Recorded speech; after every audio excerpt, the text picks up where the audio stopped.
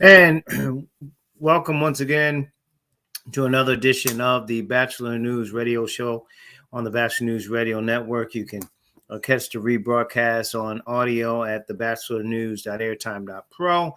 And of course, Big Mind Entertainment and YouTube. You can subscribe at YouTube as well. I'm LA Batchelor. We thank you for joining us. You could have been doing anything else, but you decided to join us today. I want to bring in my guests as you see him right there on your screen, the handsome young man himself.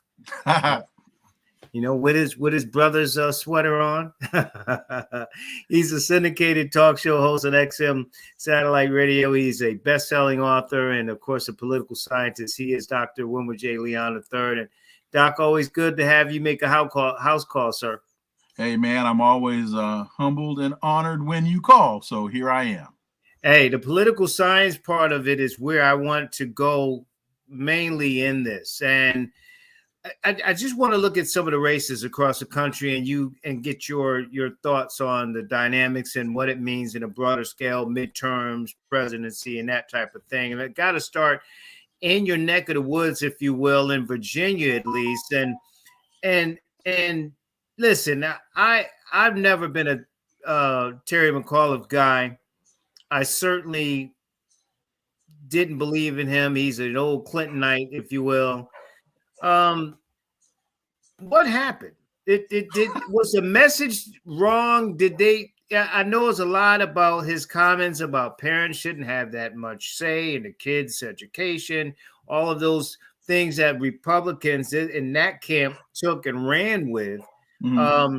On top of the fact that it just seemed to me, everything I heard from McAuliffe was, I'm not Donald Trump or right. hate Donald Trump. So Is that how he lost the race? Well, there are a number of factors that I think contributed to this incredible, unfortunate defeat. First of all, I think he was running against the running against, I'm drawing a blank on the word, running against the tide. And what I mean by that is 8 years of Democratic administrations. Right. This was the 8th year that Democrats had been in control in Virginia. And so traditionally, running against tradition, that's what I was trying to get to. Traditionally, the Republicans are going to, or the voters are going to say, we want something different. That's just kind of the natural balance of how politics tends to balance itself out. And so he was running against that. So to me, if you take that as your as the basis of your analysis, then going forward, he really had to bring a really strong campaign. He had to bring a really strong message. And to your point, I'm not Donald Trump, and Glenn Youngkin is Donald Trump reincarnate, was not going to carry the day. Especially when, and this is something that people, I think, need to pay attention to, Glenn Youngkin, as a multimillionaire, ran a self-financed campaign. So Glenn Youngkin, if you really paid attention to it, when Glenn Youngkin was asked, is Donald Trump coming to campaign with you? He'd say no, because Donald Trump isn't on the ballot. Glenn Youngkin's on the ballot. I'm campaigning. He didn't need Donald Trump's money. He didn't need Republican Party money because he had his own money. So he was able to walk unlike a whole lot of other folks that are running for things in this and have run, he's been able to walk a very fine line of, I'll say, standing in Trump's shadow, because Trump endorsed him. Trump did this electronic fundraiser for him, which Youngkin did not show up to. So for Terry McAuliffe to try and say, I'm not Donald Trump, folks in Virginia like, man, so what? Right. You're very astute in mentioning him as a Clintonite, because he ran a very similar failed campaign to the way Hillary Clinton ran. Right. And you know, but Doc, I do want to go back because you made the point of 8 years of Democrat run Mhm. in terms of the governorship. And it would have been the same thing if it had been a Republican in office. It would have been the same thing. But Biden won that state by about 10 points. The last I checked. Yeah, that's got to be pretty significant in well, these type of laws. Oh, it is, and that's the other side, or that's the other element. There's the domestic element in terms of Virginia state politics, wherein people don't like Terry McAuliffe anyway. When Terry McAuliffe, this was his third time running for governor. He won his second time out, didn't get 50% of the vote when he did win. So, and people in Virginia, many people in Virginia, particularly black people in Virginia, have seen Terry McAuliffe as a carpetbagger. They don't like the guy, not really. But the point that you're raising, that, in my opinion, moves us into the national discussion about it, because there's a local politics in terms of Virginia state politics or Commonwealth politics, and then there's the national discussion. And the national discussion takes us into Joe Biden's administration and his failures up to this point. Joe Biden can't get his social agenda through. And the interesting thing about that to me is he's not fighting Republicans, he's fighting Democrats. Joe Biden can't even carry his own darn party. Which leads me to New Jersey, which, the tri-state area is always been pretty much, Democrats. You'll get Republicans in there.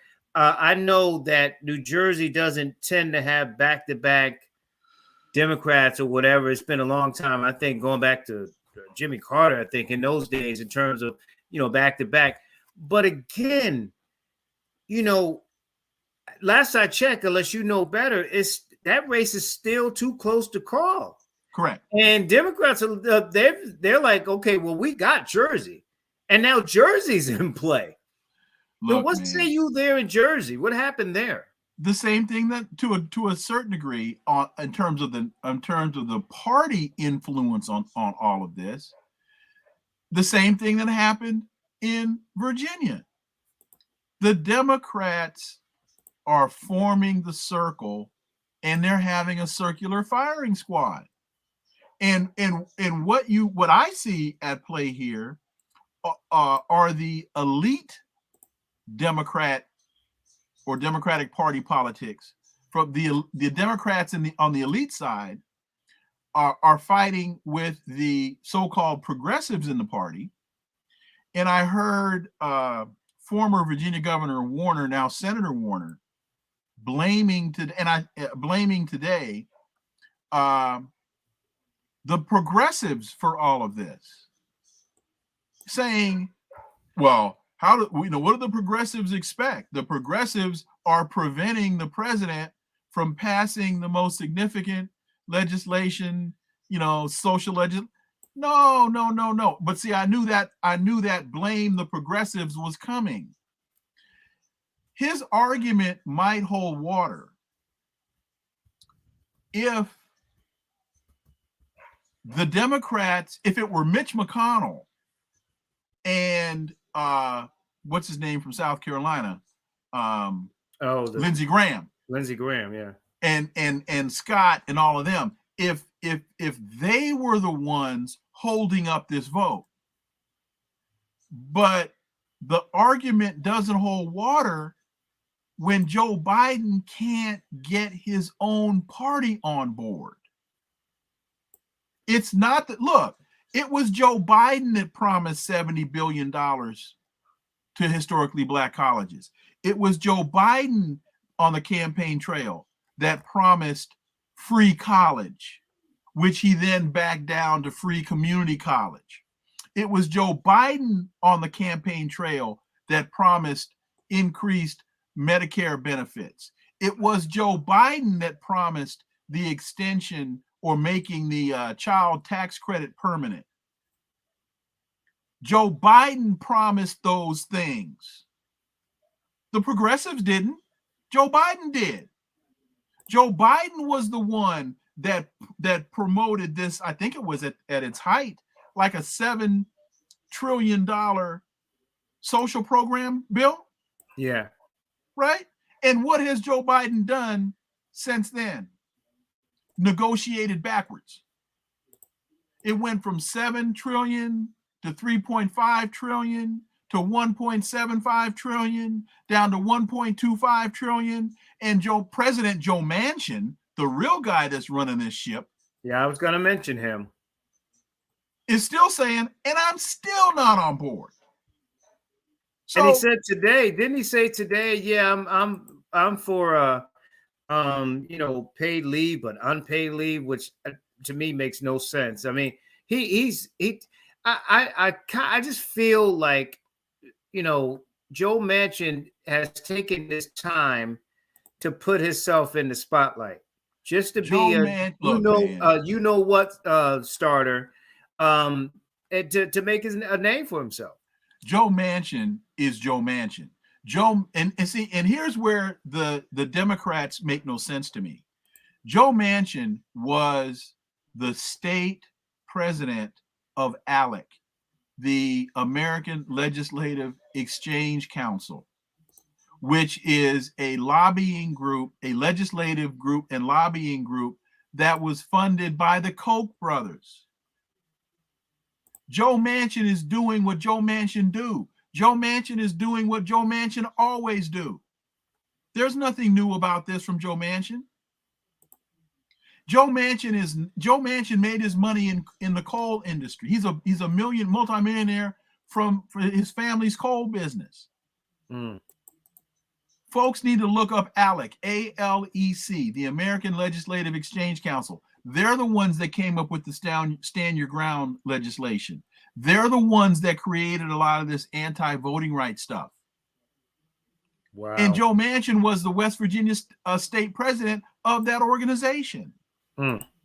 So how do you expect Joe Manchin, having been the state president of ALEC, to all of a sudden flip the switch or flip the script and jump on board with a $7 trillion social spending program? That's not going to happen. And this is why people need to do their homework, like you're saying. People need to know. And I've been saying this about Joe Manchin, not to the degree of what you're saying in terms of that organization. But yes, he is a fraud. I've been saying it. People come on the show. Well, he's been a strong Democrat. Well, what does that mean? Nothing. It means absolutely nothing. Exactly. It means nothing. But here's the question. Where have the Democrats been in calling out Joe Manchin? Joe Biden is praising Joe Manchin. Why? Because Joe Biden is a corporatist the same way that Joe Manchin is. It's not, in fact, let me see. Where is that book? Well, here, hang on. Right here. Why are you looking at you got it right here. And people in Virginia talking about that Manchin's a joke and they need some prayers from Virginia at this point. Yesterday's Man, The Case Against Joe Biden by Branko Martitich. Phenomenal book, which demonstrates that the politics that Joe, this is not the first time you've heard me say this on your show. The politics that Joe Biden ran on were never Joe Biden's politics. Right. This is what people have to understand. And I'm not coming at this anti-Joe Biden, pro-Joe Biden. I'm a political scientist. I am not a political operative. Right. I'm just telling you all the truth. Joe Biden is a fraud. And so is Kamala Harris. And you all, as loyal Democrats that bought this foolishness, are now seeing you bought the foolishness. It's, I mean, you can't say it. I've been saying it. I did get someone that asked, and I know how your answer is, but I want you to answer this to the person that says, am I that predictable? I know you. I know how you get down. Look, they said, well, what about the fact that, first-term presidents tend to lose seats in the House and the Senate, especially when they're in power? Joe Biden hasn't delivered a damn thing. That's true. So let's start there. He has delivered zero. Where's the $70 billion for HBCUs? Where's the hearing aid assistance? Where's the dental assistance in Medicare? Where's the child tax credit? Joe Biden hasn't delivered anything. Joe Biden ran as anti-Trump. Joe Biden told us he was going to get us back into the JCPOA, the deal with Iran. Right. Hasn't happened. Joe Biden hasn't delivered. And that's what that's what's affecting New Jersey. That's part of what's affecting Virginia, is the Democrats are fighting amongst themselves. Again, if the passage of these bills was due to the Republicans being obstructionists, then we'd be having a different conversation. Right. But that's not what's happening here. Kyrsten Sinema and Joe Manchin, who, by the way, are really just stalking horses here. They're the ones that are taking the heat. They're the ones that are taking the brunt of the abuse, but there are more Democrats behind those two. Do you really think that if they were standing just with each other, that they would be able to stand as strong as they are? I think not. Right. Why hasn't Joe Biden come out and used the bully pulpit to call Joe Manchin the fraud that he is? Why hasn't he called Kyrsten Sinema the fraud that she is? Why? Because he doesn't see him as fraud. They are articulating Joe Biden's honest politics. They're all corporate Democrats. Yeah. And here's one. John Clyburn. We know Joe and Joe knows us. John Clyburn, where are you in all of this? You're not coming out crying foul. No, you're the one that sold a whole bunch of black Democrats Joe Biden when people were really thinking about voting for Bernie Sanders. You're the one that helped Joe Biden put Joe Biden back in orbit. And where are you now? You should be out here crying foul. But no, you're not doing that. Let me ask you, Doc, if you just joined us, we're talking with Dr. Wilmer J. Leon III, of course, here on the Batchelor News Radio Show. And yes, I know I need a haircut. I just haven't had a chance to go get one. You said that.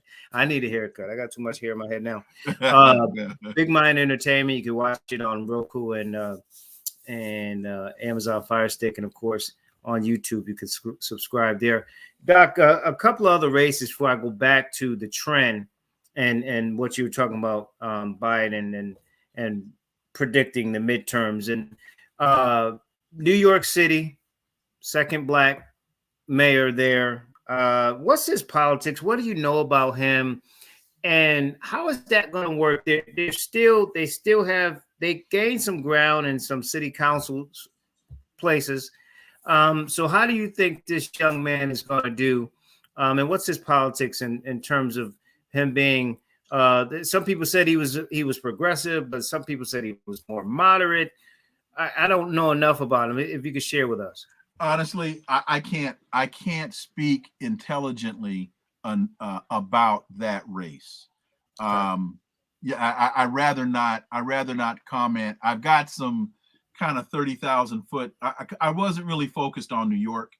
Well, what is he up against? Again, second black mayor. What is he up against in that city? Because one of the misconceptions, as you know, in New York is that, New York is progressive. They're about as redneck and racist as any place in the country. And him being a black mayor, what do you think? What is his obstacles you think he's up against? Well, I think any progressive African American, particularly male, is going to be a threat to the status quo. And so New York is a Democratic state, but you've got corporate Democrats, you've got Zionist Democrats, you've got a lot of very conservative, traditional Democrats. That's what makes Alexandria Ocasio-Cortez such an anomaly. Yeah. So I think that there is some shift in the politics, but look at what they did to the former mayor. Yeah. In terms of how he had to toe the line. When you look at the police union, when you look at the firefighter, I mean, they're very, very powerful. When you look at the Zionist element in New York, very, very powerful. Mm-hmm. So I don't know that he's as progressive. A lot of folks love to put Throw that progressive word around, right? tag on Black people, right? But no. So again, I haven't studied the New York race to the degree that I was paying attention to some of the others. So I other than saying what I've just said, I think we need to move on. One of the other ones that was really intriguing was the Buffalo race. Now, Byron Brown lost the Democrat again. He's like you said, you talked about corporate Democrats, right. and right. He's one of those. He loses to this young lady.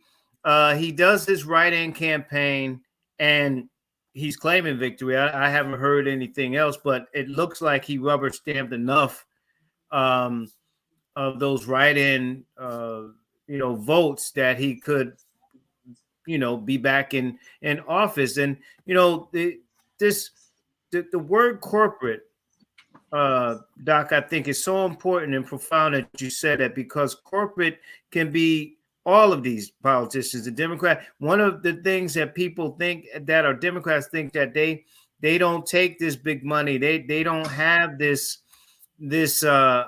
multi powered machine. I mean, this guy got more money from the Republican Party and some of the construction companies and stuff, all of that. And he's claiming to be this, man for the people that look like us. So it's almost like they have to kind of not fix the system, but this write-in thing, the scare tactics he used when he says she was using, she's going to defund the police and equating her to Bernie Sanders and socialism, which, if you've been down and out, socialism is not a bad thing. You need a handout. I mean, these people that Americans just don't get it. They grab the word socialism and it's like the boogeyman.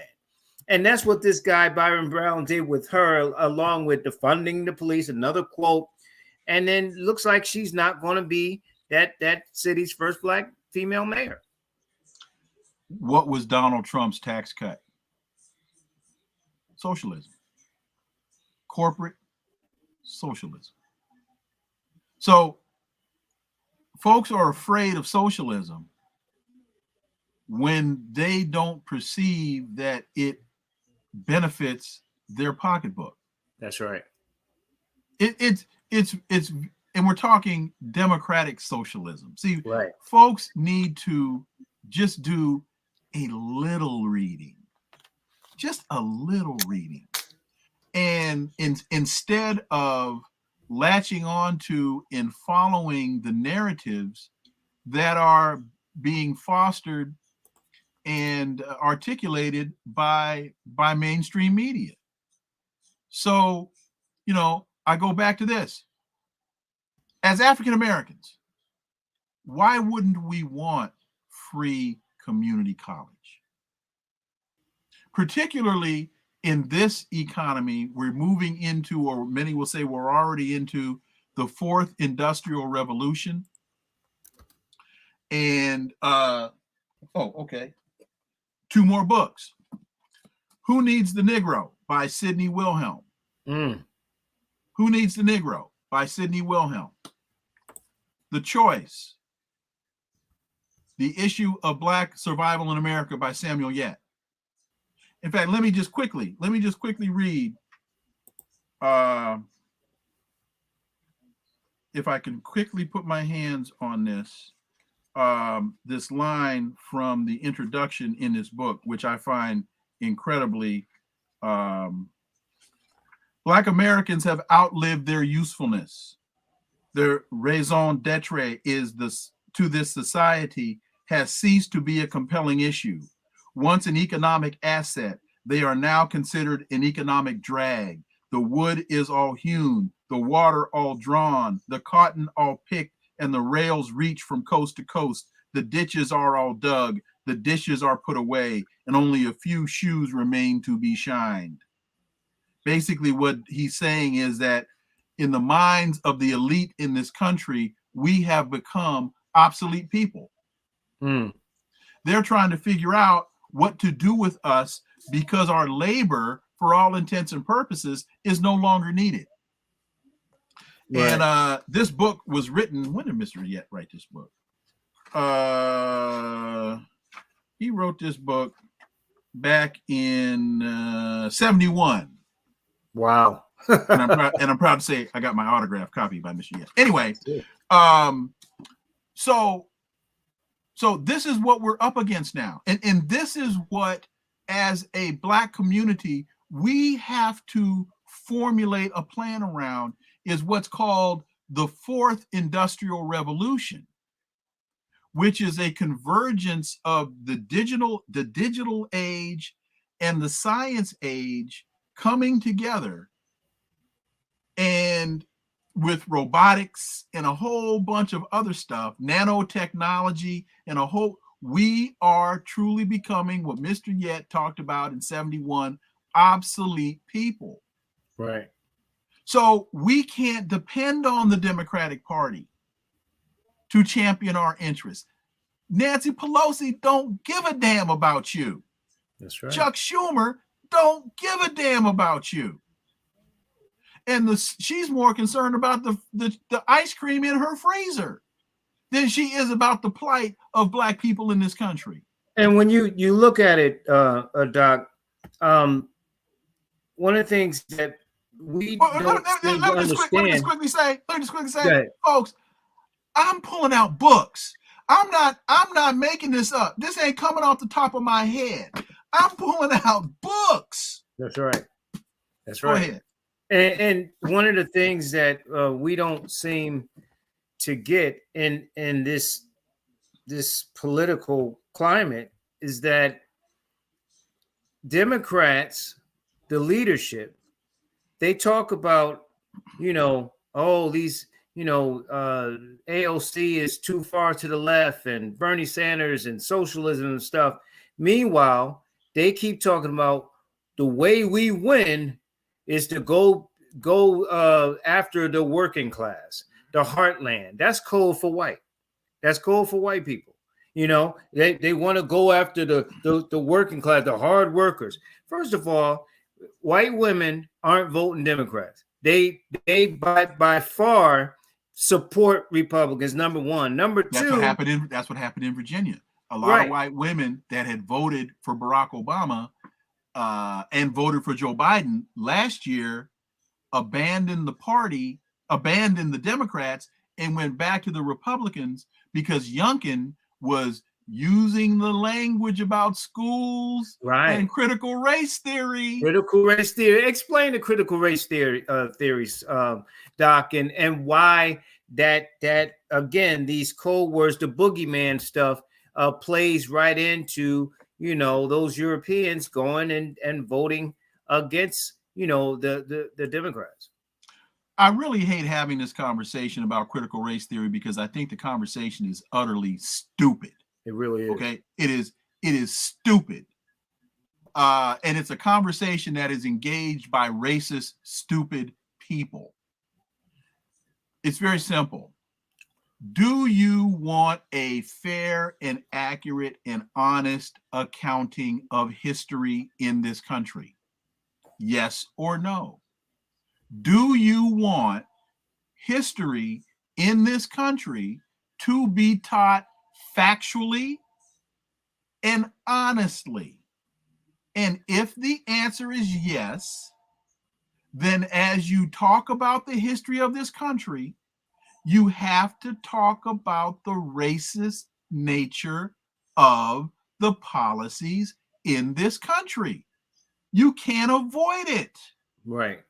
When you talk about the Constitution, you've got to talk about the 3/5 Compromise. You've got to talk about the fugitive slave provision. You have to talk about the fact that the importation of enslaved Africans was allowed for 25 years after the Constitution was ratified. If you don't include or incorporate those realities into the conversation, then you're not honestly talking about America. You have to talk about Plessy v. Ferguson. You've got to, if you want to talk about America. Right.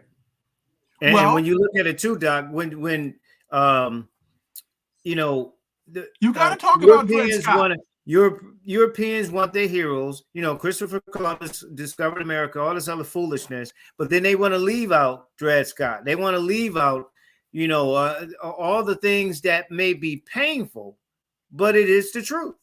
They want to leave out the fact that they want to leave out the fact that there were people here when Columbus got here, and which means that Columbus didn't discover a damn thing. How do I come to your house with you in it and claim I discovered your house? So that's why I say that this is really a racist, stupid conversation that is engaged by racist, stupid people, and Black people that jump on this foolishness are just as ignorant as the white people that are trying to engage in it. And so what it comes down to is, in the minds of a lot of, and this is the only context that I know to honestly put this in. So if I am offending the sensibilities of some of your audience, I don't care. They are so concerned about the fragile sensibilities of these young white children who are going to be introduced to the reality of America, that they rather not teach the truth. They rather teach the BS. They rather teach the racism. They rather perpetuate the problem. Instead of having the sensitive psyches of their poor little children come to the realities that, some of y'all, we're racist in this game. That's critical race theory. Almost out of time. I wanted to just kind of wrap on the fact that what you were talking about, that the Nancy Pelosi's and Chuck Schumers, they don't really care about us. And that when they talk about the heartland and, you know, all these working class, it's code for the Europeans. And they if they really want to, if we're going to talk about winning, if they really want to bring us in, if we really want to excel, we either going to start our own thing, or they're going to look at people of color, in particular, Black people, in particular, more specific, Black women, to lead the charge and getting out the vote and getting out there and do it. I mean, in every race, look at what Stacey Abrams and other people have done, right? But it's they neglect those voters in that camp that are always the backbone of getting them elected. And Terry McAuliffe lost in Virginia. Middle America, middle white America, or whatever you want to call it, is not coming back to the Democratic Party. I mean, you go back to Jimmy Carter, whatever, they're not coming back. So leave it alone. Go where your bread and butter is. Terry McAuliffe lost in Virginia because he didn't reach out to the Black community. He's a Clintonite. He lost in Virginia for part of the same reason that Hillary Clinton didn't win her presidential bid, because she took the Black vote for granted. Zero spend in Black media. She didn't campaign in Michigan. She didn't campaign in Pennsylvania, particularly in Philly and in Pittsburgh and in Detroit. She took it for granted. And then she tried to roll out Barack Obama on the last day as a Hail Mary, the same way Terry McAuliffe did what? Rolled out Barack Obama the last week of the campaign in Virginia. And what are we finding out about Barack Obama? He ain't got no coattails. He's not bringing anybody to the polls. Yeah. Terry McAuliffe rolled out Barack Obama. He rolled out Kamala Harris. He rolled out Joe Biden and Stacey Abrams. And none of them were able to carry the day. Yep.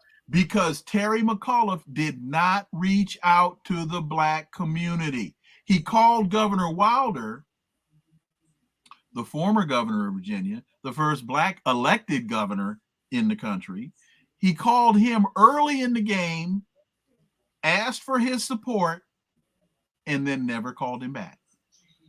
And how do I know that? Because I talked to Governor Wilder today, and you'll hear that interview on my show Saturday. Wow. So, folks, look, don't hate me because I'm telling you the truth. And because I am exposing, pulling the covers off, and telling you about the failings of the Democratic Party, that doesn't mean I'm a Republican. That doesn't mean I'm pro-Trump. That doesn't mean I'm anti-Democrat. What it means is I'm pro-truth, I'm pro-honesty, I'm pro-data. That's why I showed you the books.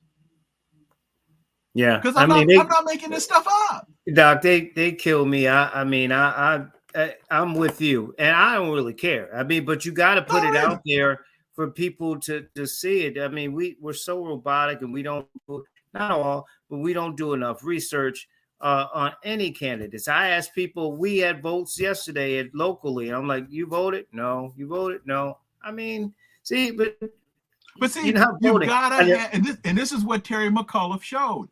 You've got to have, we hear all the time, our ancestors died for our right to vote. Right. No. They died for you to have something to vote for. Right. Terry McAuliffe did not give people in Virginia, especially Black people in Virginia, something to vote for. Right. That's part of what gets missed here. Yeah, and it wasn't necessarily the numbers I'm saying we got to run. It wasn't necessarily a bad turnout because he actually had more than the last governor. I think it was 240,000. Yeah, the number like I think I saw was that there were 240,000 more Democrats that turned out than for Governor Northam. Right, but he lost the independents, white suburban women and independents. Yeah. But he had no message. Nope. It was he never explained clearly how Terry McAuliffe as governor was going to make the lives of people in the Commonwealth of Virginia better. He never explained it. Doc, if folks, you can go to wilmerleon.com. You can check out his book there. A very good read and very insightful. Politics, Another Perspective, Commentary and Analysis on Race, War, Ethics, and the American Political Landscape in the Age of Obama. You can get it at Barnes & Noble. You can get it at PayPal and Amazon. And Doc, real briefly, if you can, talk about what you have coming on this weekend on your show.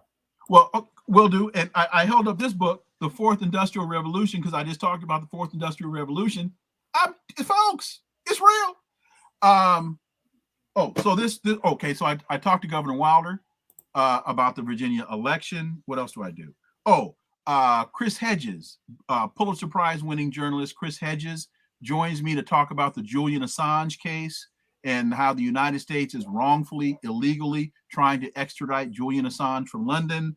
I've got former CIA case officer John Kiriakou talking about the case about I forgot the guy's name, Majid Khan, who is being held in Guantanamo Bay, and a 8-judge tribunal, military tribunal, is now asking that this guy, 7 of the 8 judges, 7 of the 8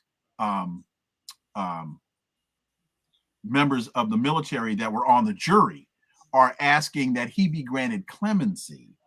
I'm going to be talking to Bob Schlehuber, who's in Ethiopia right now with all the turmoil. There's been a state of emergency called in Ethiopia. I got a guy, Bob Schlehuber, who's going to be joining me from Ethiopia. Got a lot of good stuff that we're going to cover in those 3 hours. XM's satellite Sirius XM 126 Urban View from 11 to 2 p.m. Eastern. Check it out. Inside the Issues is the name of the show. And hey, folks, talk without analysis is just chatter. And I don't chatter on my show. I give you substantive analysis. You bring it. I definitely bring it. You bring it. I got to get Doc, I appreciate you, man. Thanks for coming on. You and your family be well. I'll talk with you very soon. Thank you so much, sir. My man. All right. Dr. Wilmer J. Leon, always good to have him on. I'm going to take this 30-second break, come back to our next guest, patiently waiting on the line. It's the Batchelor News radio show. Stay tuned.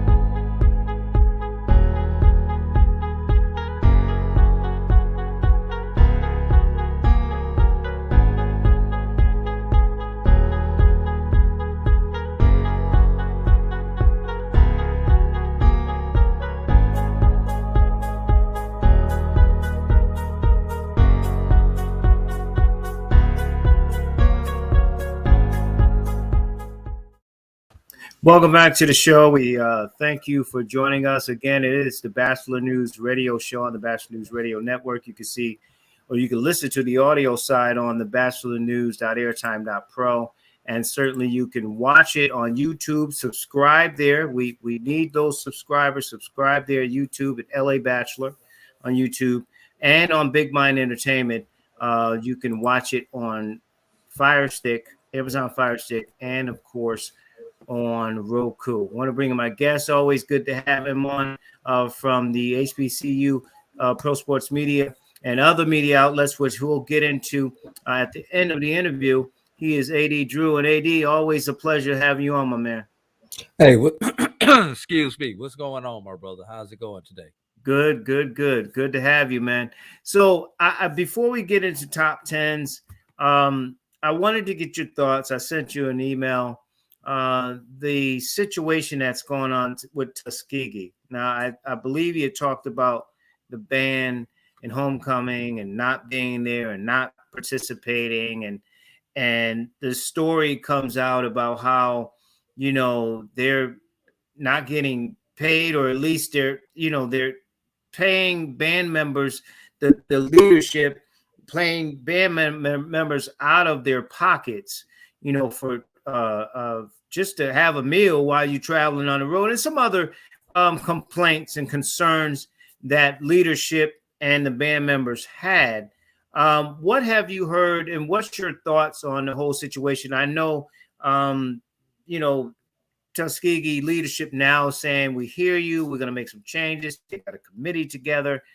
What say you on all of this? Full disclosure, I am a Tuskegee University alum. Number one. Number two, I'm a former assistant basketball coach at Tuskegee University. So just want to put that in full context as I put that out there. And there are, how can I put it? There are certain things I cannot repeat that were said to me in confidence, people knowing that I'm a member of the media, stuff that's said to be to protect jobs of friends of mine and former colleagues and things like that. But what I can say is it was a dire situation. No one knew the situation was like it was. As bad as it was. Okay. That's the best way to put it. Now, what led to what we all saw, the public display, the public outcrying? One of the things that led to this was a lack of communication. And from what I get, once again, not trying to, it seems like the kids may have been saying some things, but the adults were not listening. Okay. And the ones who were listening were not listening with the level of attention that they needed to realize how serious the kids were feeling about the issues that were there. So because of that lack of attention, everything just kind of blew up. There were some things that happened during the week of homecoming where the students felt like, oh, hell no, this is the final straw. We can't put up with this crap anymore. And it forced the administration into a corner where they had to react. Now, people who aren't familiar with the situation may be like, why did they not know this stuff was going on, et cetera, et cetera, et cetera.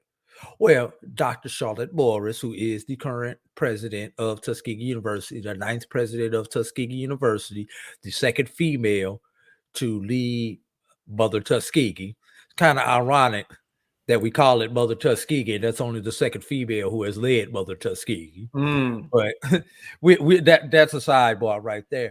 But keep in mind, she just took this job this summer. Right. So she has not had the opportunity to dive into that situation.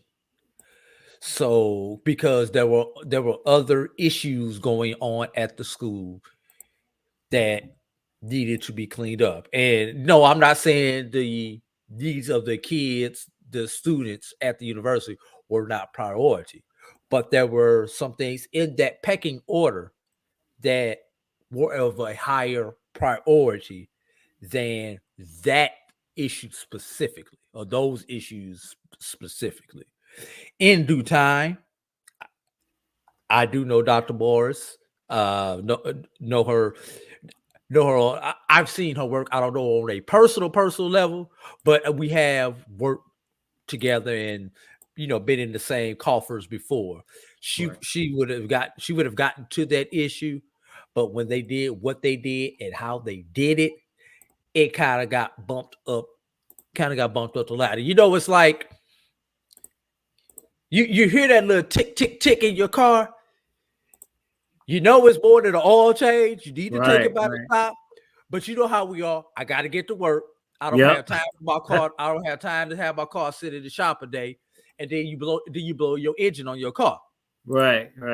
So that kind of pushed that up because you blew that engine on that car. That pushed that issue up to the forefront. And that's kind of what this situation was. So now the result of everything, Dr. Warren Duncan, who ironically is a Rattler alumni, which I am also a proud graduate of Florida A&M University, Marching One. He's a former member of the Marching 100, longtime band director at Tuskegee University. By the way, Duncan trained up under Dr. Foster, who's one of the most famous band directors in history. In history. Has been named interim band director so that he will he had the band at a high level before the Crimson Pipers that when you go to YouTube and look at those videos of the band in the shed and all that stuff, that's Dr. Duncan. That's Victor Duncan leading the band. So all those YouTube videos you see from 2016, 2010, 19, whatever, that's Victor Duncan's Crimson Pipers. So that's what he wants AD, to do. let me ask you this, because Yeah. I think you're right. If she just got there, it's kind of unfair to throw it on her, like you said, that whole example of a car, you hear the ticket, but I gotta get to work. So one would think that she was going to get to it anyway if the concerns are coming down. I think what people have been saying, and you're an alum, so you're in the mix, and media, so you're really in the mix. The concern is the bigger picture, or the broader picture, is with HBCUs. Some people that said to me, doing things in, I won't say on a cheap, but doing things where they're cutting corners or trying to do it. I know for me, and this, AD, we had business conversations off the air about some stuff, which we don't have to repeat. But I could say for me, in broadcasting games for different institutions, HBCU institutions, there were always concerns about per diems, and one institution I worked for, they gave us a stipend and a per diem, and if we didn't spend it, we had to give the balance back. So the point is that a lot of people are looking like, well, why would the band have to be coming out of their pockets to do it in the first place? Which leads me to, it wasn't on her watch, so it was on somebody else's watch. She's just getting the back end now. Yeah. And so that's the concern about just overall, because, our bands are the best of all. We get down, right? Everybody. Outside the football team, the band is probably the most next identifiable entity at a university. Right. So if they're doing all that performing, and I saw that the band director either stepped down or let them go or whatever. If they're doing all that, then why wouldn't it be, again, without you having to divulge everything, why wouldn't it be a priority, going back some time before she became in charge and kind of catching this on the back end? Well, one thing you have to remember is, since Dr. Payton retired in, I believe that was 2011, he was the 5th president of Tuskegee University. He went from 1981 to 2011, 30-year span. Now, because Dr. Payton is on my degree, which was 2009. Right. Notice I said he was the 5th president. 10 years later, we're at number 9. Do the math. Think about that. Right. We went from stability to instability. Tuskegee had the fewest presidents of any HBCU at that point in time, at 5. So you've had this instability. What is the first thing any person in leadership does when they take over? Be it a basketball team, be it a football team, be it management at Burger King, or be it a university. You bring in your people, correct? So, yes, right.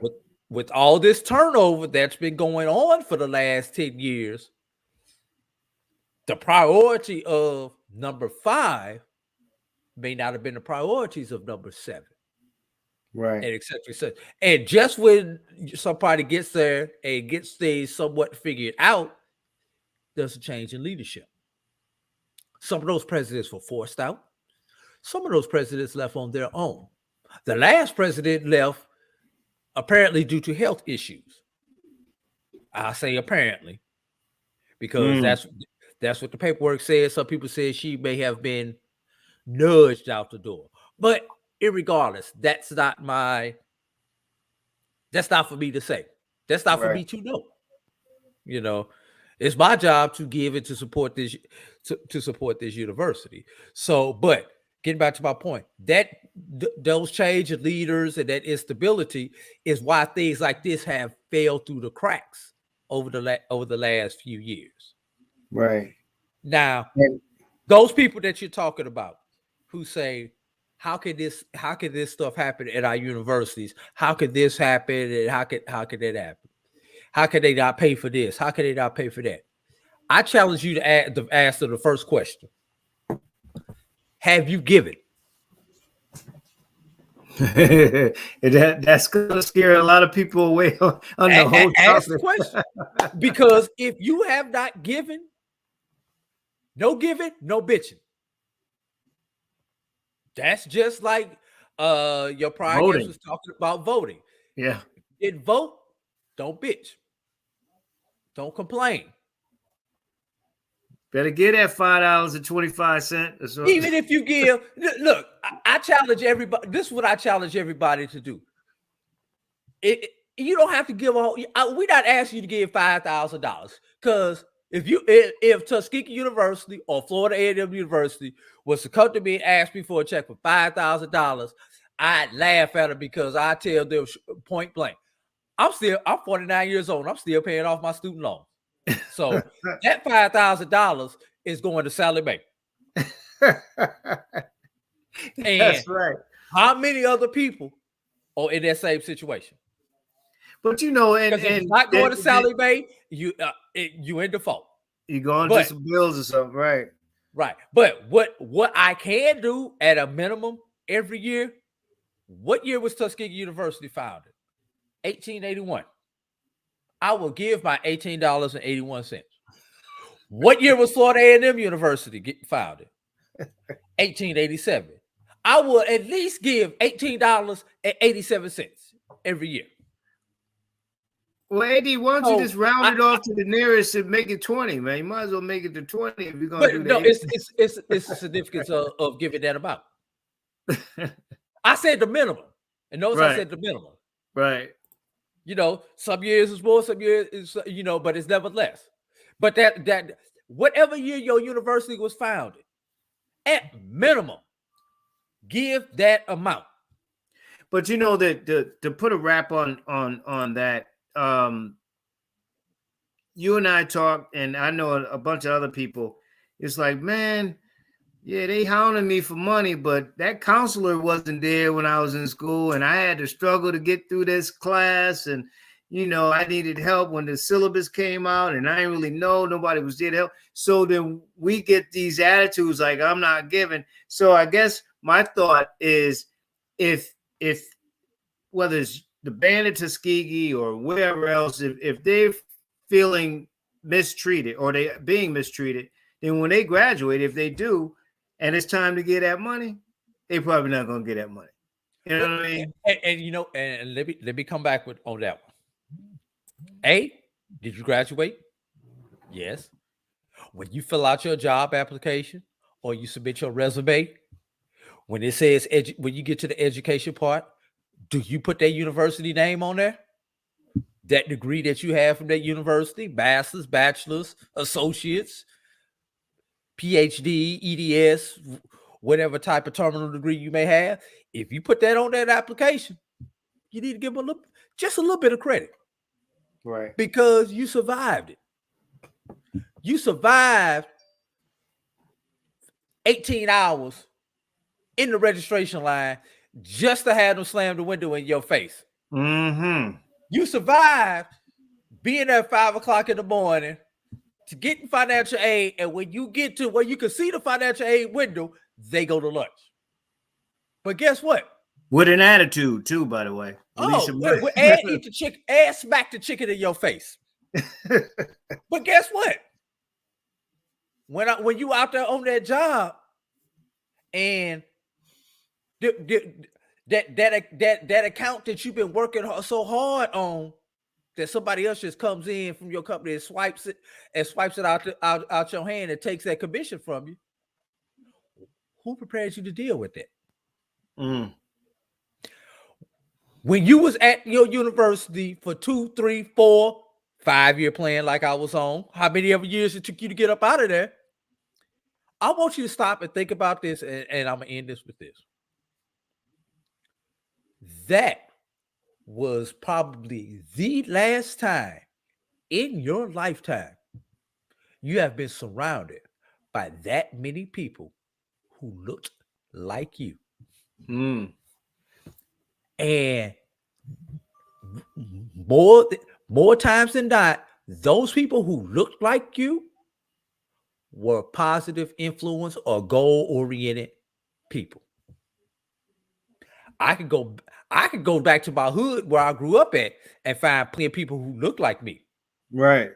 But are they positive? Are they goal-oriented? And when I mean goal-oriented, I don't mean owning the corner.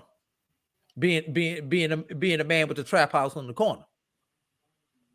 I mean real, tangible goals where I don't have to worry about my door getting kicked in goals. Right. And, speaking for someone who didn't attend an HBCU, and I'm from up top of Connecticut, there's no HBCU anything up there. So, no. But I feel a little bit better that we sound like we had the same kind of experiences with counselors and financial aid and all that kind of stuff. And you frustrated, and I'm eating noodles and noodles every darn day. And was you looking for that care package? Yeah. Oh yeah. Yeah. Back in the days when you got care packages and you was waiting on that letter from your mama or your high school sweetheart and all that stuff, and you had to go. Hey, we didn't have cell phones back in the day, y'all. I just want y'all to know this. You had to find somebody either on the hall. You had to use the hall phone, or you had to, once you moved off campus and your phone got cut off, you had to knock on somebody's house next door so you can call your mom and ask her for some money. Mm-hmm. And then I play a little football, but when I wasn't, you at the game. I would get up to the SID and get one of them little box lunches that they give out to the media and stuff. The media, how they give us some of them box lunches and stuff. That would be like probably the second thing I ate all day, boy. And I take it. Shoot, all right. Yeah. Hey, chocolate milk. when I was coaching, I think our players like being on the road because we ate better on the road than we did in the calf. That's real talk right there. That is real talk. People just do not know. If you're just joining us, we're talking with AD Drew from the HBCU Pro Sports Media Association Black College Sports Network here on the Batchelor News radio show. AD, any idea, before we go to the games, there's a big concern about Deion Sanders and his health. What do we know? I mean, all the speculation, COVID, this, that, if it's fatal, what do we know? I mean, the side note, which is not as important, they're still winning football games without him. But the most important thing is his health. Have we heard anything? I have not. Talking to Neely and Charles from the pregame show, they have not divulged any information either publicly or privately on the Deion Sanders situation. What I would suggest that you would do, LA, and for the fans of your show, go to YouTube, find the pregame shows. That's 2 E's, and follow Neely, follow Bishop, because if there's information out there to be had, those two will have it. You can also find their show on the Black College Sports Network by bcsn.net and at mybcsn and the number 1 on social media, because we produce the pregame show for them. So if there's going to be a story about Coach Prime, 9 times out of 10, if they don't break it, they will be one of the first and will get even further in depth if someone breaks it, because of the access that Charles Bishop and Neely have with that Jackson State program. So no, have not heard. Hope Coach Prime is doing good. You know, Jackson State is number one in every poll. The consensus number one as far as HBCUs go. Top 20 in FCS. So let's hope that everything goes good. And power to Shadur and Shiloh for still performing at that level, because when they look over there, they know their dad is supposed to be on the sideline. Right. The heck with Coach Sanders or Coach Prime, that's their daddy. Right.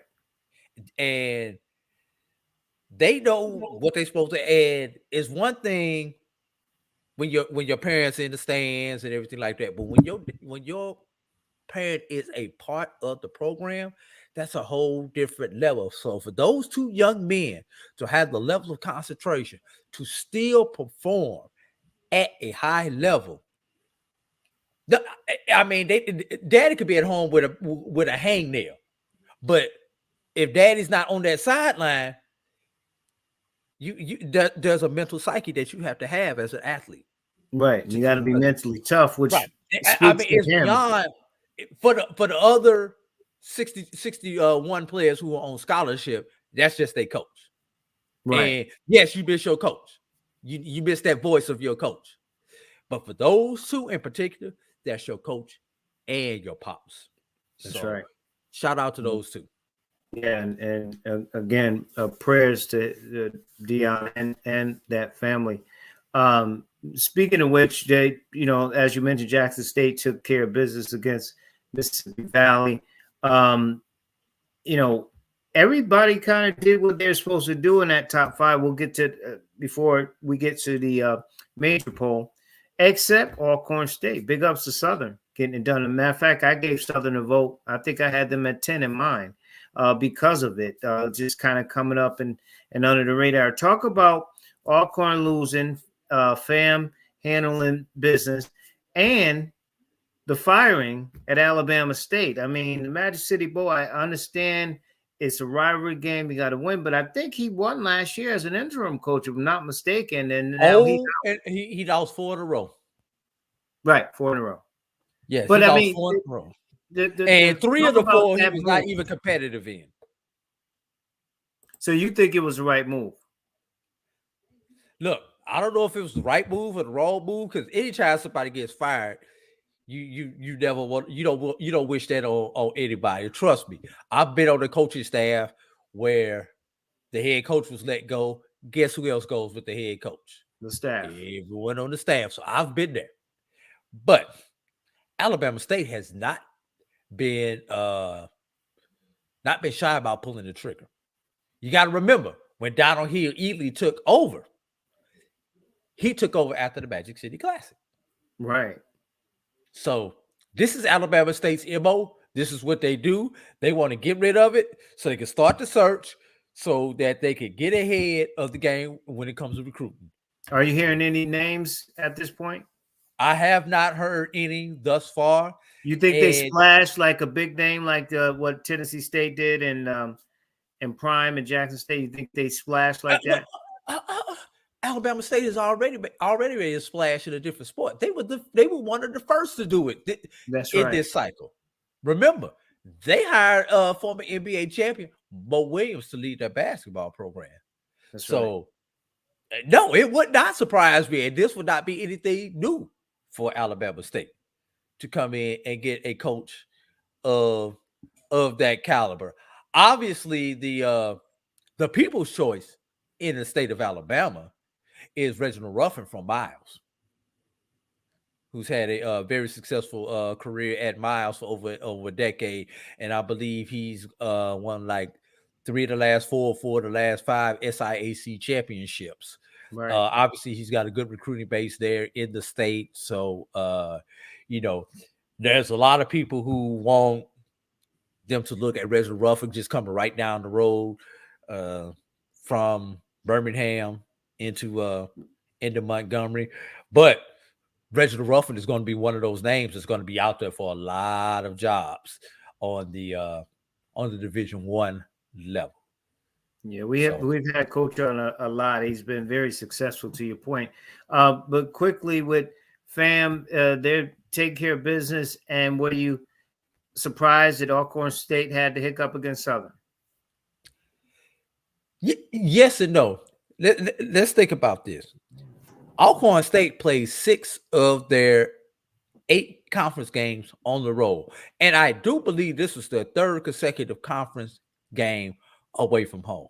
So maybe that travel is finally starting to catch up with Alcorn. And let's give credit to Southern. They got that running game going against Alcorn, you know. And if you happen to watch that game, that may be the game of the year thus far in HBCU football. Back and forth, momentum swing after momentum swing, you know, big play after bigger play. So both, it looked like a heavyweight bout. Both of them, one person hit him with the there wasn't a whole bunch of jabs thrown in that game. One person hit him with the right hand cross, the other counter came back with the overhand left. That was such a great game.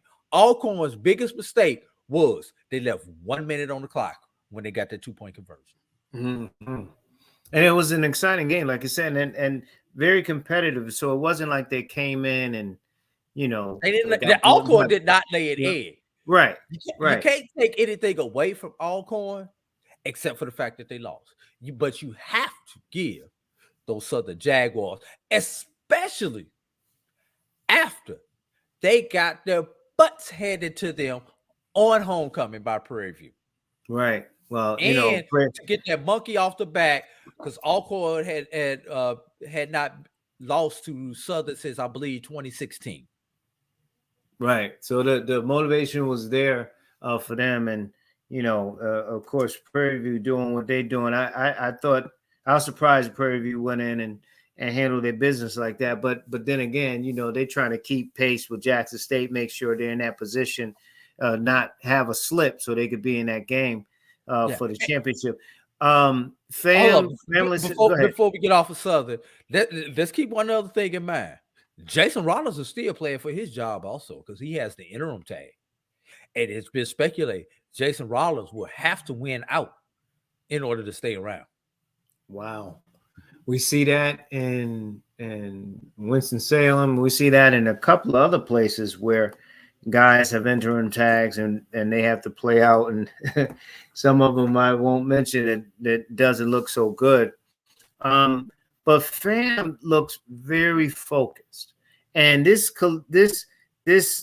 team, you know, coach is making this case that why they should be in the playoffs, but they got to keep winning, and they're doing it. And you know, they were dominant against Grambling State. Yes. Florida A&M, with the outside chance of making the playoffs, obviously the Florida A&M case is we lost to, assuming Jackson State wins out and FAMU win out, we lost to the SWAC East champions on the first day of the season by one point. Right. That will be the only FCS loss. You cannot count the game against South Florida because that is an FBS game. That game does not count in the playoff rankings. Right. So we've got one of the top rated defenses in the country. That's the plus. That's what they're selling to the committee. What is hurting Florida A&M University is they play no team remaining on their schedule in the upper half of FCS. They have one of the weakest strength of schedules in FCS football, in HBCU football. Sounds like Fayetteville State too, almost. And that whole, you know, they obviously win the Southern Division, but you know, playoff wise, in terms of strength of schedule, it sounds that they mirror Florida A&M. And it's almost worth, Fayetteville State, if you notice, is not in the top 10 despite their record. And looking at the Division II regional rankings, you notice Savannah State snuck in. I believe they snuck in at number 9 this week. Right.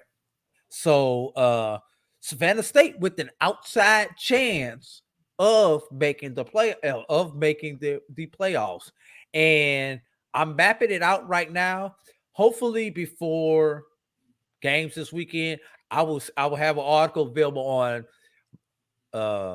mybcsn.net so that I can tell you how each of our HBCUs could possibly make the playoffs and what's the likelihood of that happening. I've done it for the last 3 years.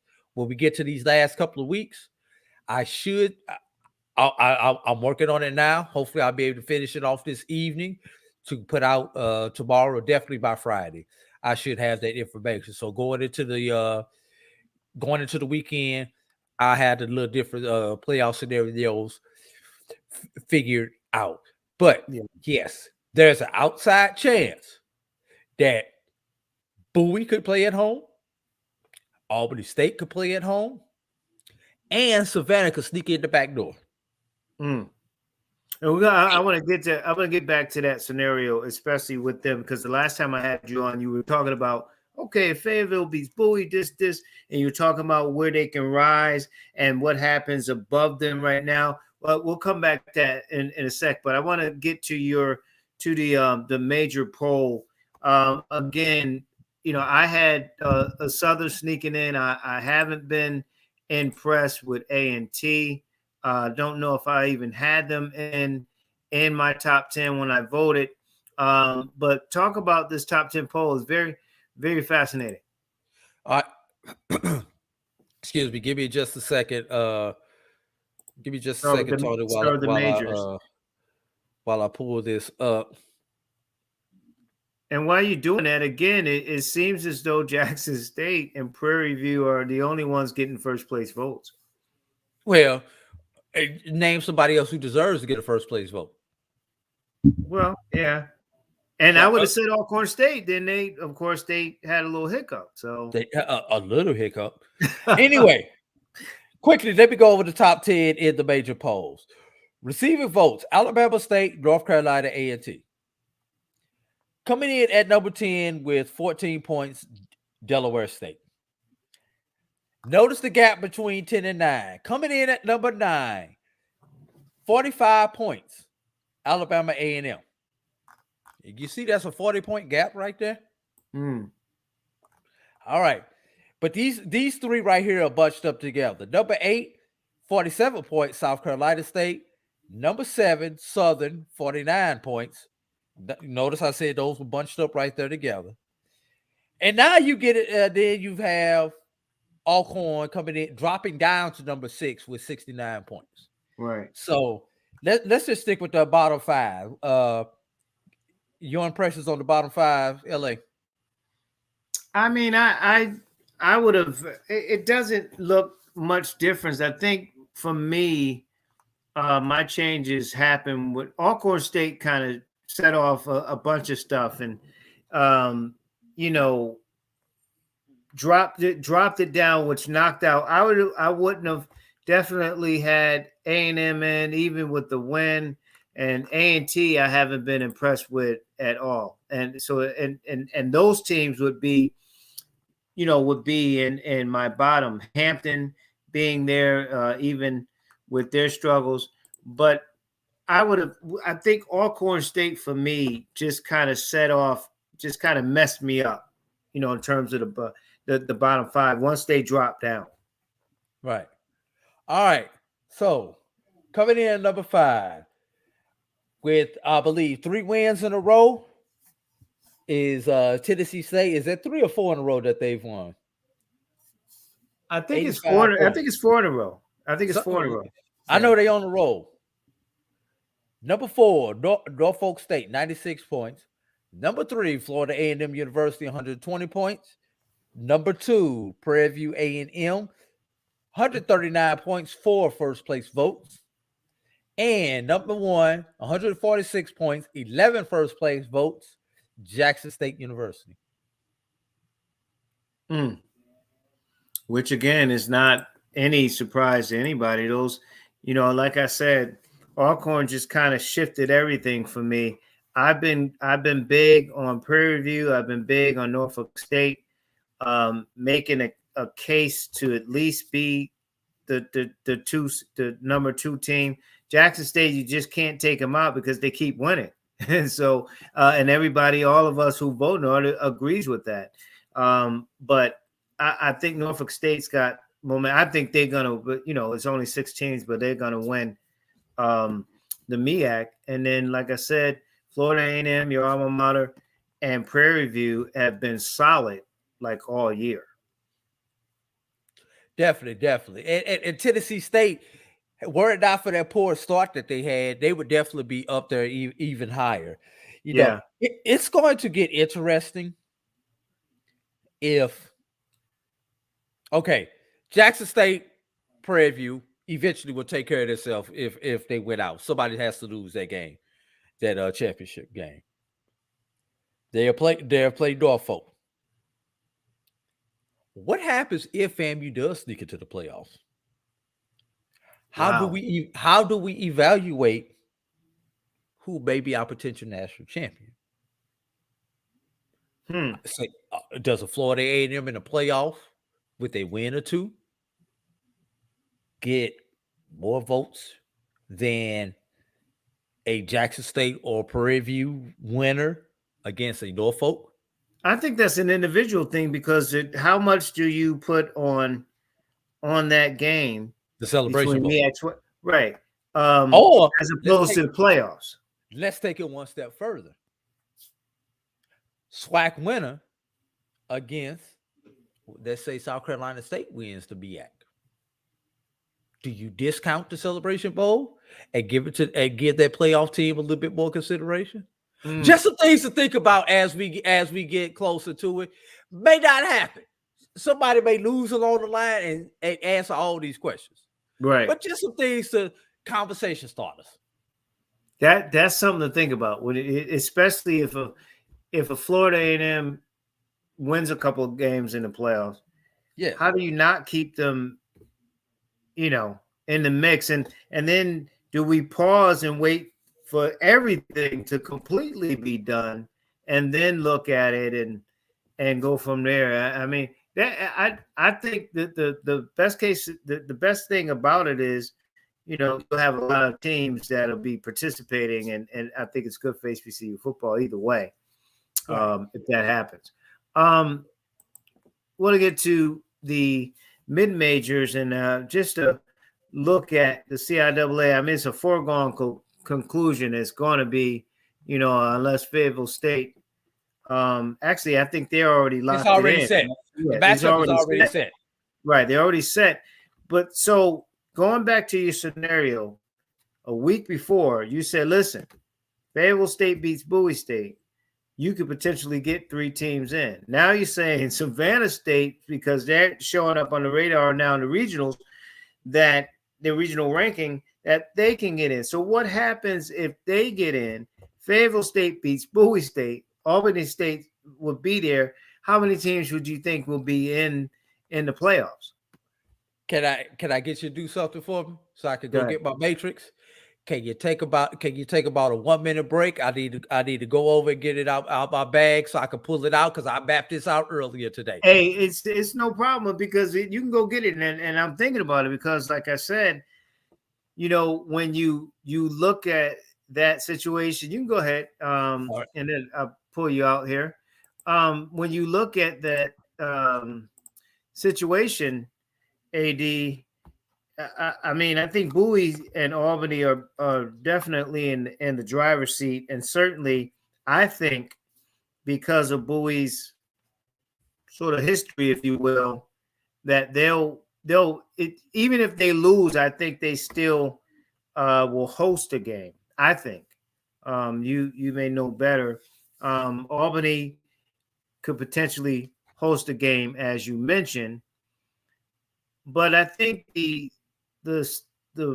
intriguing scenario is if, like you said, Savannah State they win out and then you have Fayetteville State beating Bowie. And what if they beat Bowie convincingly? I mean, how do you keep them out there? So then now you have what, 4 teams that can potentially get in. So if that happens, who's hosting home games? All right, here we go. Give me the HBCU. We've got 4 HBCUs in contention. Right. Fayetteville outside looking in, Savannah at Right. number 9, Albany at 3, Bowie at 2.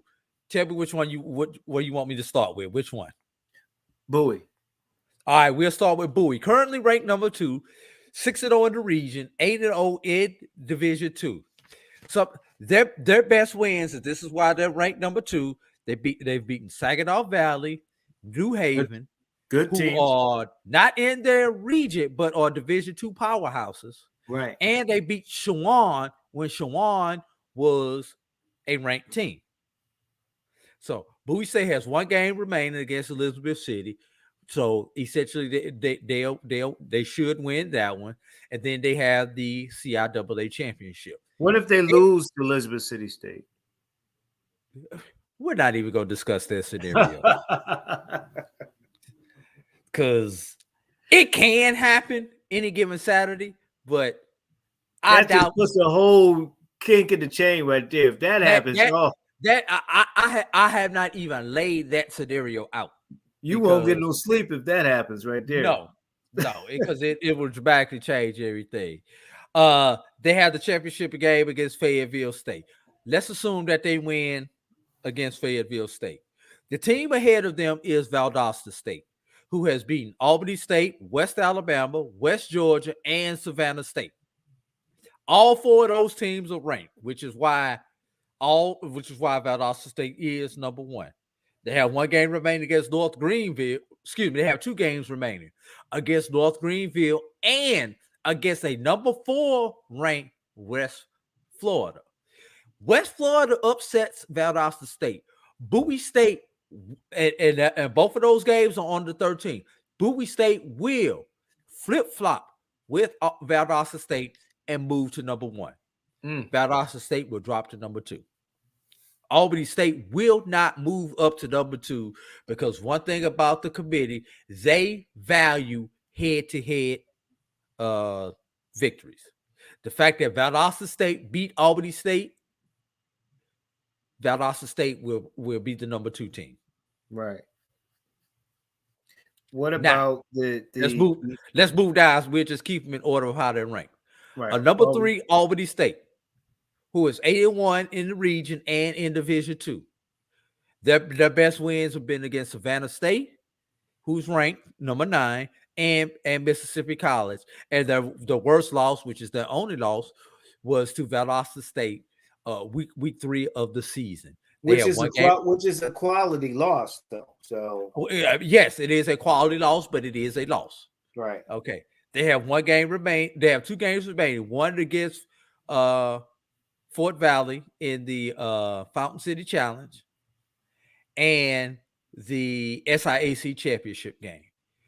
Albany State, if Albany State finishes and wins those last 2 games, like I said earlier, the best they can finish is number 3. They could get bumped down to 4, but it's not probable with a West Florida victory. Bowie State could go to number 1. Bowie State, Valdosta will stay number 1. If West Florida beats, let me back up. West Florida beats Valdosta. Bowie goes to number 1. Valdosta goes to number 2.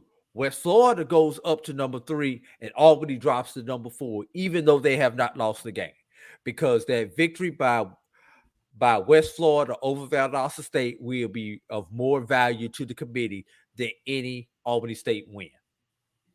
So Albany State could get flip-flopped. Right. Even if they win out. Which sucks, but I mean, it's just head-to-head is a strong point that the committee looks at, like you said. Yeah. Now, moving on down to our number 9 ranked Savannah State. Savannah State, 72 in the region, 72 in Division II. Let's talk about their losses to Valdosta State, which they got blown out in week 1, and to Albany State, which they got blown out 2 weeks ago by Albany State. They've beaten everybody else. Savannah State's problem, they only have 1 game remaining against a Edward Waters University, who's making a transition from NAIA to Division II. Not going to be a quality victory when they beat Edward Waters. And Savannah State has no signature wins. Their biggest win is Morehouse. So they don't have that signature win that you can point to. Hey, we beat this ranked team, or we beat this team just outside the top 10.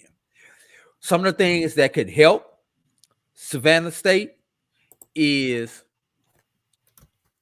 West Georgia, who's ranked number 5, and West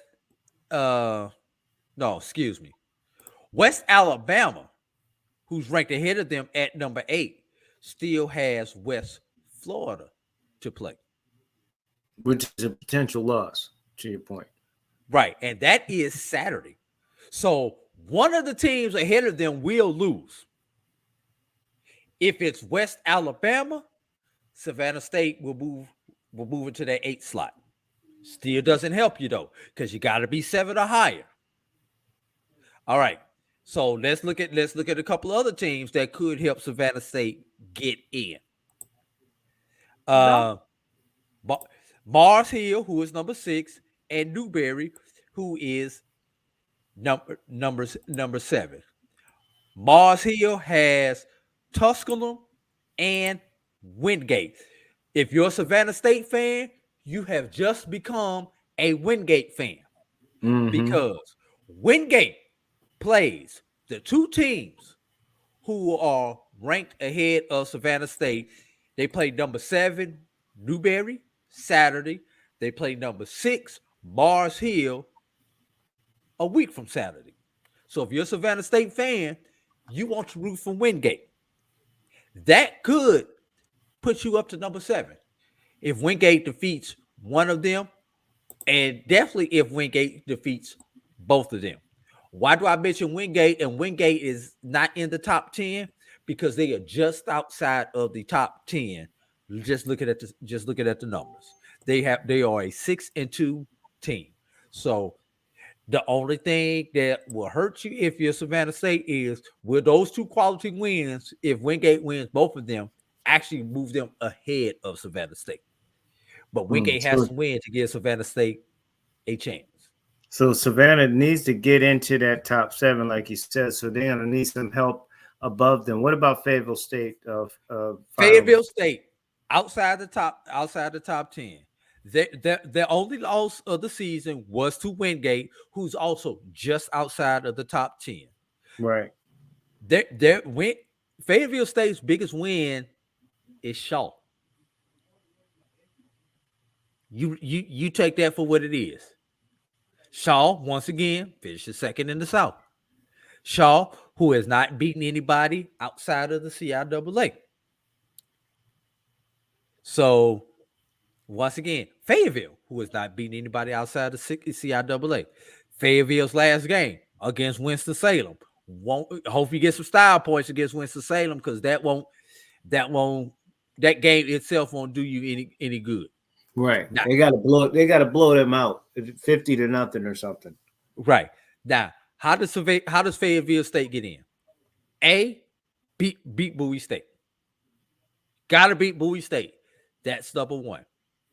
Number 2, the committee has to think that their victory against Bowie State is good enough to bump you up to at least a number 9 ranking. Why is number 9 important for Fayetteville, but it doesn't work for Savannah State? Because NCAA has what is called preferred qualifiers. What is a preferred qualifier? A preferred qualifier is you are a conference champion and you finish 9 or higher within the regional rankings. If Fayetteville State gets to that number 9 ranking, they will be in the playoffs as the number 7 seed because of that preferred qualifier status. Wow. Because the other conference champions, Valdosta State, Valdosta State of West Florida, Albany State, and Mars Hill will all be ranked higher. They'll already be in. They won't need that preferred qualifier status. Fayetteville State will have to get in through the back door through a preferred qualifier status. Now, if you're Savannah State, this is why you don't want Fayetteville State to win. Savannah State will probably finish no higher than 7.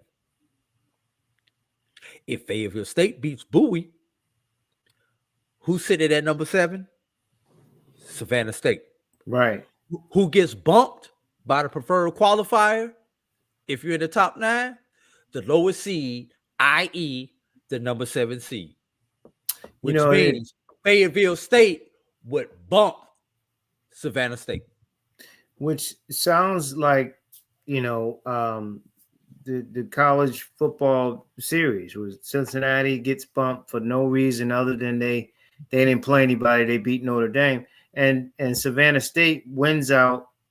They're sitting at 7, but because of this little way of looking at the conference champion or putting a little more influence, a little more credence in the conference champion, they can win out and still not even make it, which is, sounds unfair, but these are the rules of this. Look back at 2019. Right.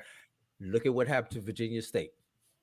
Virginia State was bumped by Miles because Miles got in as a preferred qualifier, defeated the Albany State team that was ranked at that point in time, got in and bumped Virginia State.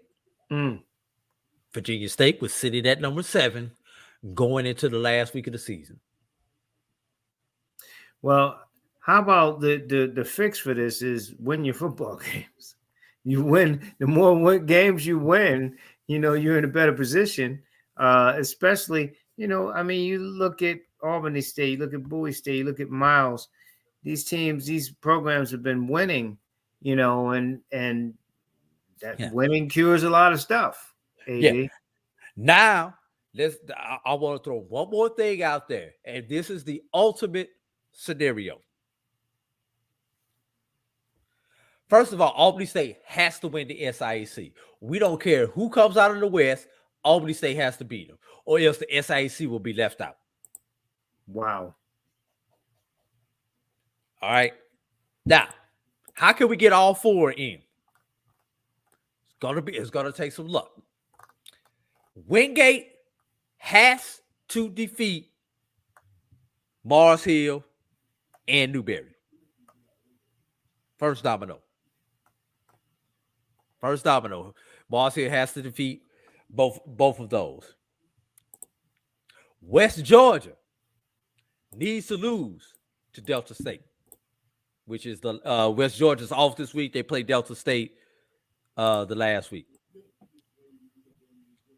West Alabama needs to lose one of the last 2 games. One of them is a probable. They play number 4, West Florida, this Saturday. They'll probably beat Mississippi College the last Saturday of the season. If you can get all those scenarios to happen, Savannah State moves up to possibly a 6 or higher. You need Savannah State at a 6 or higher. Hopefully, you can get them up to 5. You really need them up at about a 5 spot. Fayetteville State defeats Bowie in the CIAA championship game and gets to the number 9 spot. You could potentially have all your HBCUs 4, 5, 6, 7. Albany State, Bowie, Savannah, Fayetteville.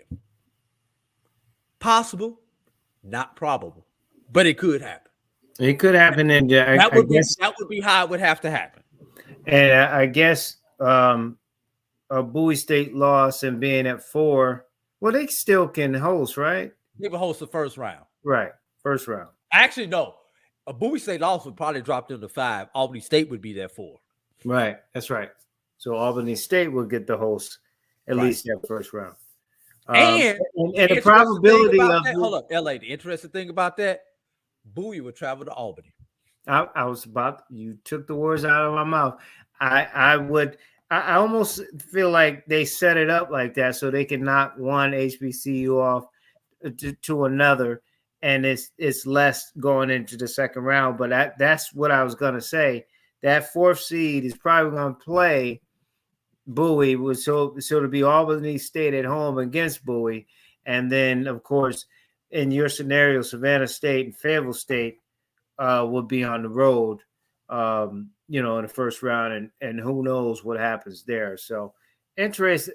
I mean, that would be a great scenario. I don't think Bowie State be happy about it, especially if they lose to go from 2 down to 5 and that kind of thing. But I mean, in the interest in a broader scale for HBCUs, that would be a beautiful thing. You get 4 in there. I've been following HBCUs for a few years. Can't recall ever seeing 4. And the big boys would have to beat up on each other in order for that to work. Right. And you're right. I've been following it. Certainly I don't do the calculations like you, but I don't remember 4 at one time in quite some time. We probably have to go back and look at that, but 4 would be just an ideal. It's a lot, be storylines behind it. Real quick, run through the top 10 before we run. Mid-majors, if you can. Real quick, sir. All right, hold on. My iPad closed up on me. All right, here we go. Receiving votes, Fort Valley. Number 10, 21 points, Virginia Union. Number 9, 24 points, Kentucky State. Number 8, 36 points, Miles. Number 7, Lane, 56 points. Number 6, Shaw, 63 points.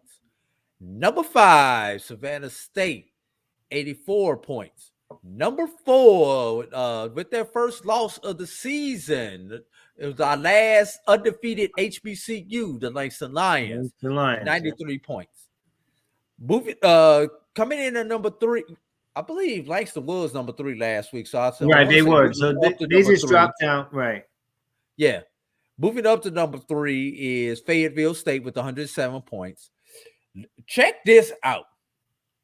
Coming in at number 2, 132 points, 6 first place votes, Bowie State. Coming in at number 1, 134 points, 8 first place votes, Albany State. Albany State and Bowie were number 1 or number 2 on every ballot. That's why they're 2-point difference. Right. And I agree with that. Just a final question. You think Fayetteville is rated too high?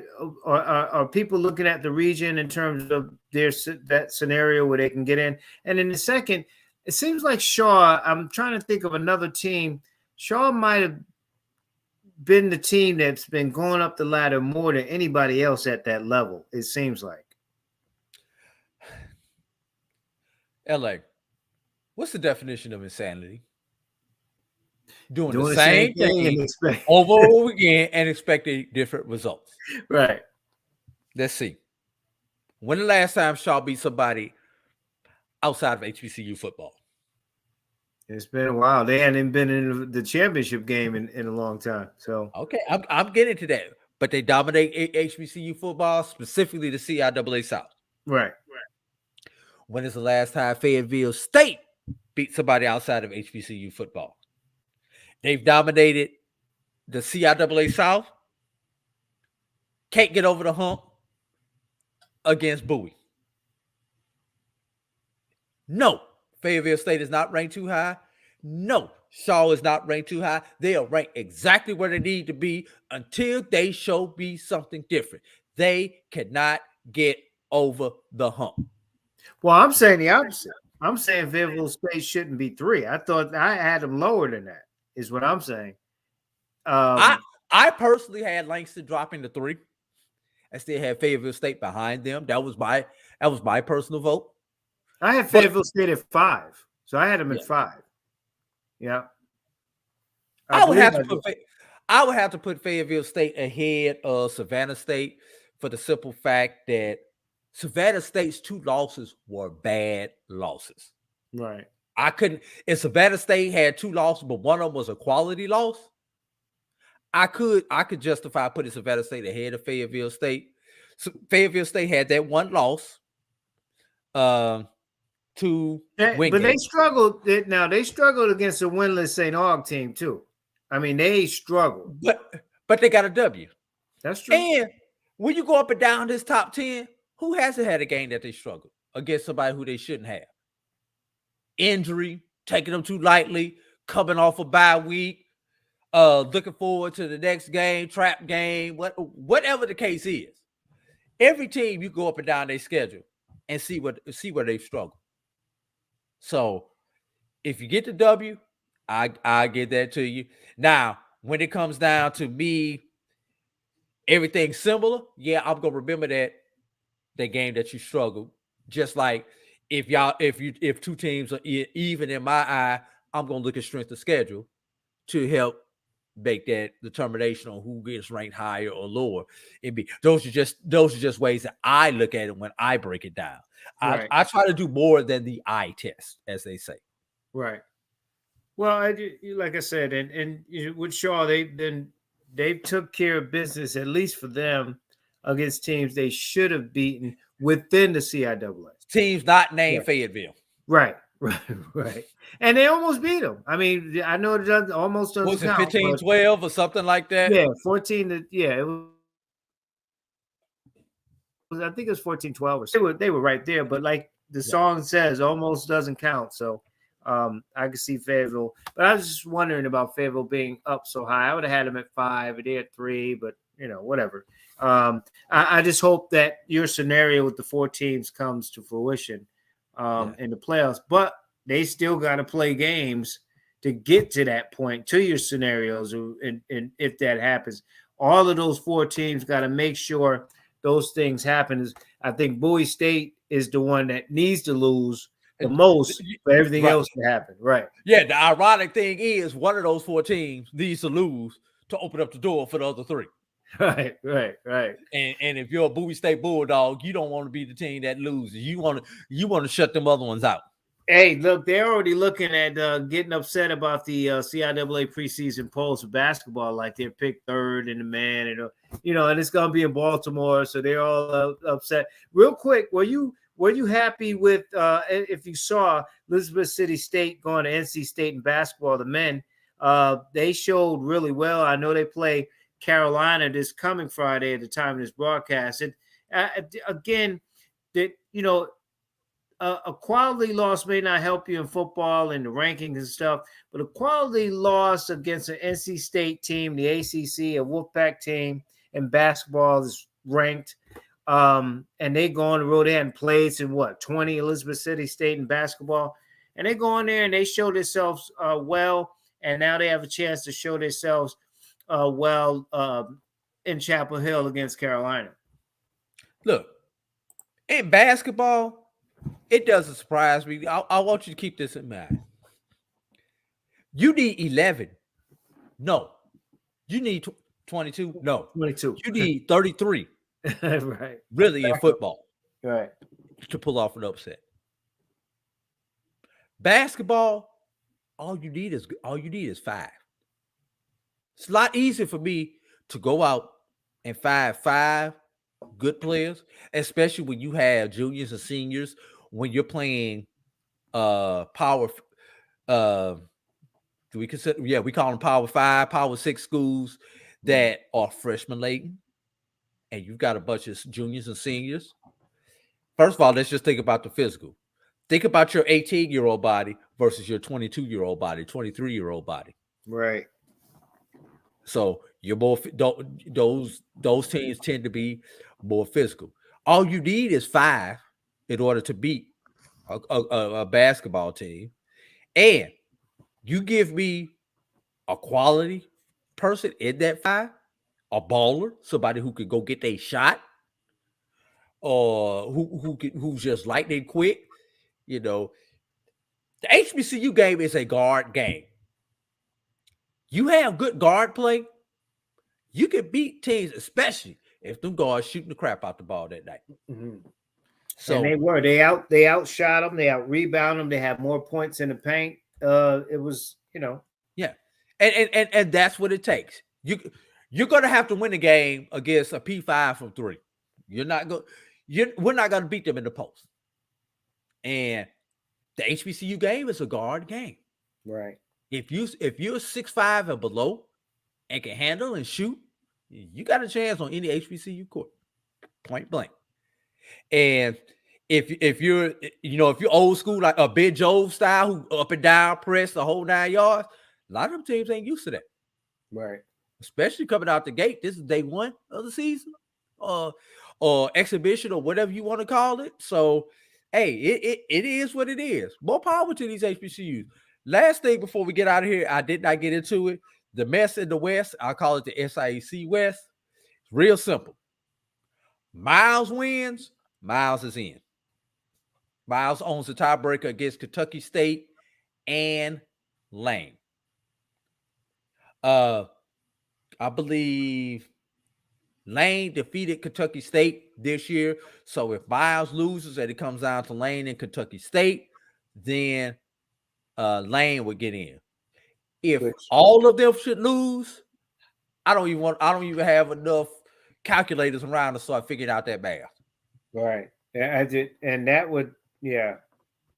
It's a better scenario, certainly for Miles, because they like you said, won both. Then if one of the other 2 wins, then it gets messy. But if all 3, then you got if it's a 3-way tie, Miles, Lane, and Kentucky State, Miles is in because Miles beat both. Right. Miles loses, Kentucky State wins, Lane wins. I believe it would go to Lane because I believe Lane has the head-to-head. Yeah. Now, if everybody loses, that brings Tuskegee back into the mix. When you've got a quad tie, 4-way tie. Anyway, it's late, man. My brain don't think like that. It won't be no sleep for you. I know that, trying to figure out those scenarios. AD, before you go, let people know how they can follow you and reach you and donate and all of those things, sir. At my BCSN and the number 1 on social media. That's the website for the Black College Sports Network. Online, mybcsn.net. Follow me on Twitter at mybcsn and the number 1. Facebook and Twitter at mybcsn at number 1. BCSN Drew. I'm sorry, I gave you the wrong handle. My personal handle on Twitter is BCSN Drew. That's BCSN DREW. Catch me every Sunday night on the BCSN Sports Wrap, along with my partner Brian Fulford. That's from 6 to 8 p.m. Eastern time. Right here on, excuse me, I'm saying right here, like this is my network, but on the Black College Sports Network, and I appear on multiple shows throughout the week.